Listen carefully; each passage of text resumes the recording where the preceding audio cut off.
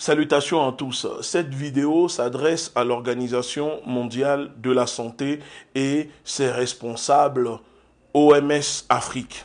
Je viens d'apprendre avec surprise qu'un article de 14 pages publié par l'Organisation mondiale de la santé affirme que je suis dans la théorie du complot et dans la désinformation.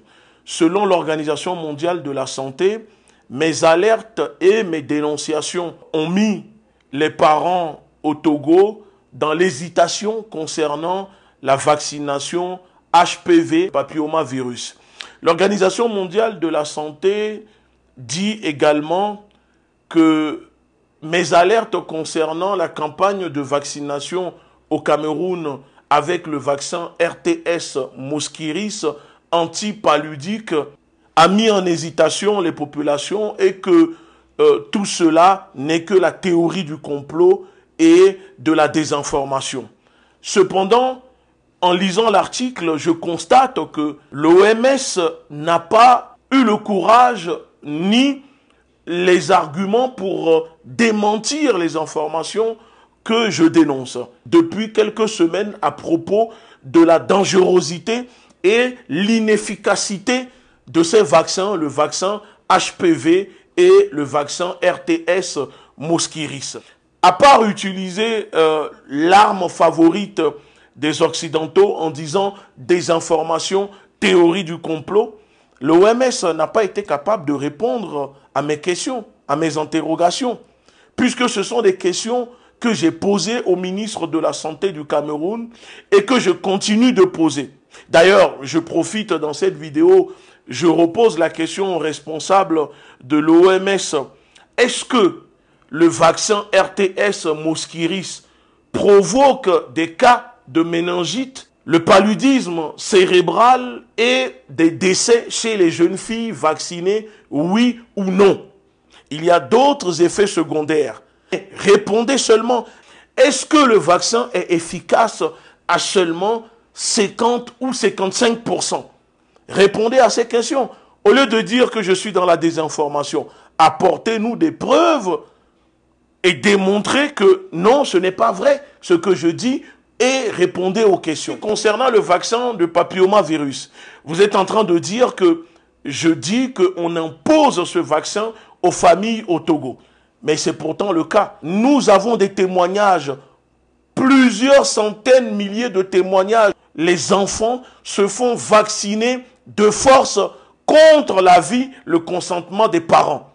Et ça, je suppose que l'OMS nous dira qu'elle n'est pas au courant. Alors si vous n'êtes pas au courant, maintenant vous êtes au courant.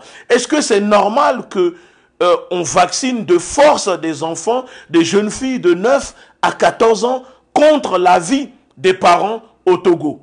Est-ce que c'est une obligation vaccinale, le vaccin contre le papillomavirus? Est-ce que c'est toutes les jeunes filles qui attraperont le cancer du col de l'utérus qui nécessite à ce que l'ensemble des jeunes filles au Togo soient vaccinées?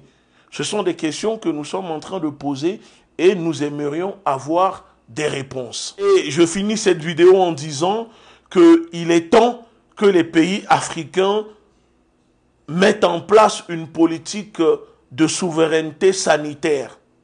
Autant les pays africains doivent arracher leur souveraineté économique, politique et militaire, il est urgent que les dirigeants mettent en place une politique souveraine, une vraie politique en matière de santé.